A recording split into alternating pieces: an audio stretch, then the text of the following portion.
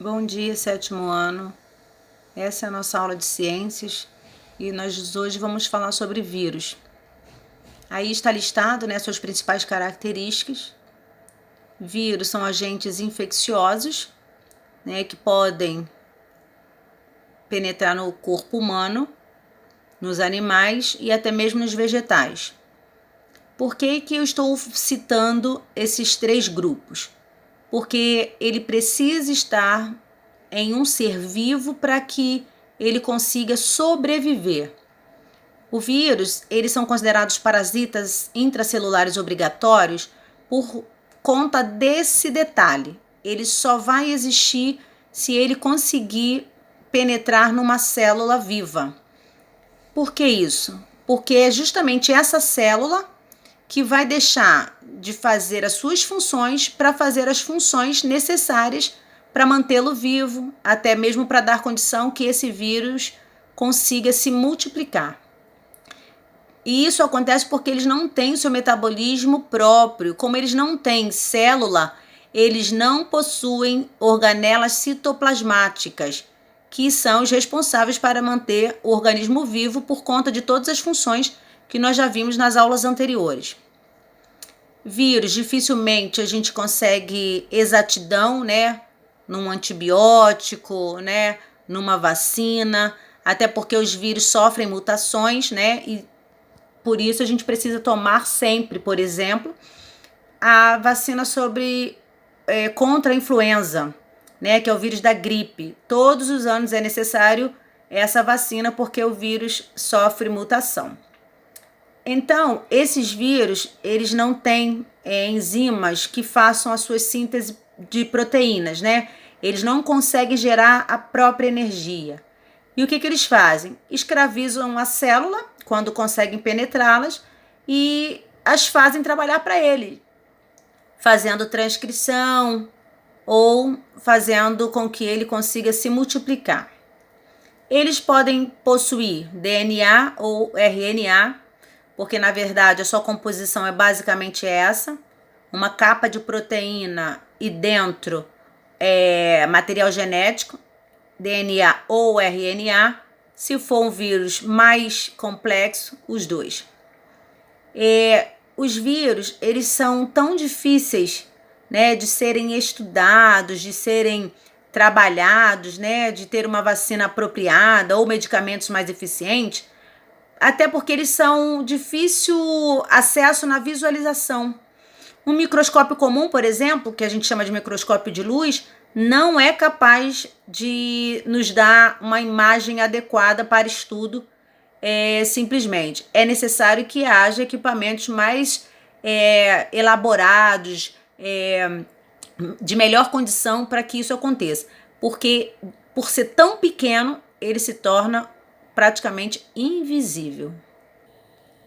Aí nós temos a comparação, do tamanho de um vírus, para a célula,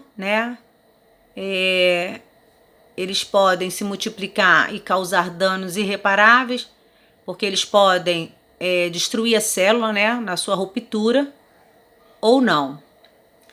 Mencionei para vocês célula procariótica e eucariótica, porque ele pode invadir ambas as células, Lembrando que as células procarióticas são diferentes da eucariótica. Alguém pode me responder por quê? Provavelmente alguns estão chutando, outros sabem um pouquinho e outros completando a resposta do colega, Tá, mas a gente já falou sobre isso também. Célula procariótica são daqueles seres que têm seu material genético disperso no citoplasma. E a célula eucariótica são aquelas que têm o envoltório nuclear, a membrana nuclear, que é chamada de carioteca. Agora percebamos que os vírus são diferentes, Dependendo do vírus, ele tem uma estrutura, alguns são parecidos, outros não. Esses dois aí, um é envelopado, o outro não. Esse vírus NUS, ele tem o material genético e por fora sua capa de proteína. Já o vírus envelopado, ele tem o seu material genético, a capa de proteína e mais uma camada de proteção. Por isso que a gente chama de envelope. Observem aí, cada vírus tem um formato diferente, né? Como cada ser humano é diferente, apesar de sermos humanos, né? Nós temos as nossas diferenças um para os outros, né? Mas a parte genética é sempre assim, né? Nós somos formados pelo nosso DNA, né? Que é a identidade, né, individual de cada um. Nós temos aí, ó, um de forma poliédrica, né? O pessoal de matemática gosta muito. A representação é o adenovírus. A forma helicoidal, que é o vírus do tabaco, né? E tem uma forma muito complexa aí, que é o bacteriófago. Esse bacteriófago aí, geralmente, né, a gente estuda muito ele, a gente dá muito ênfase a ele porque é um vírus que ataca bactérias, tá? Temos aí um outro exemplo, né, do vírus da raiva e o vírus da varicela. Por que eu falei para você sobre o envelope? Agora eu tô com essa imagem aí só para vocês perceberem que depois que o vírus vai se multiplicando, né, ele vai como se fazendo um brotinho na célula. E como alguns não arrebentam a célula toda, né, não destrói a célula, esse brotinho se desprende. E quando ele se desprende, ele tem uma camadinha, né, que está envolvendo ele aí, ó, de proteína. Essa proteína, esse envoltório aí é o que a gente chama de envelope. Olha a patogênese da infecção viral, né? As principais formas de transmissão dos vírus. Tem a transmissão pela picada de artrópodes, né? A transmissão vertical, que é da mãe para o bebê no período de gestação. E tem a transmissão horizontal, né? Que a gente tem as portas de entrada do vírus para o nosso organismo. Tem a pele, a conjuntiva, que são os olhos, o trato respiratório, trato digestório, trato genital, transfusão de sangue e transplantes. Tá? Quando a gente fala da pele, as nossas mãos sujas, é você encostar em local inadequado, sem higiene, né? E depois você leva para o olho, né? No caso da conjuntiva. O trato respiratório pelas narinas, né? Ou pela boca mesmo. O trato digestório também, a entrada é pela boca. No trato genital é quando a doença vira transmitida sexualmente. A transfusão de sangue, quando o sangue está contaminado, tá? Ou num transplante.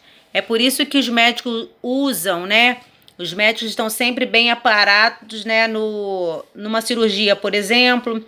Os sangues, eles devem ser totalmente examinados antes que seja colocado para uma pessoa, né? E tanto é que a gente também está nessa pandemia do Covid-19, usando alguns métodos que antes não eram usados pela maioria da população, né? O maior cuidado de higiene, né? E o distanciamento social. Nesse quadrinho eu estou mostrando para vocês o período de incubação de cada doença aí relacionada. Mas uma coisa a gente deve lembrar, que as viroses, elas podem ser assintomática ou sintomática. Assintomática é quando ela pode, né, o ser humano pode, ou animal ou vegetal, ele pode contrair o vírus, mas pode não manifestar os seus sintomas, né, que são os assintomáticos. E os sintomáticos é quando as pessoas começam a sentir os seus sintomas. Esse é nossa aula sobre vírus hoje. Eu espero que vocês tenham entendido, né? Essa aula, né, esse conteúdo está no nosso capítulo 5. E eu gostaria que vocês fizessem a atividade, né, do nosso livro didático, do capítulo 5. E conforme forem sendo executadas as tarefas, fotografassem e enviassem para o meu celular no privado. Bom dia para você e até a próxima aula.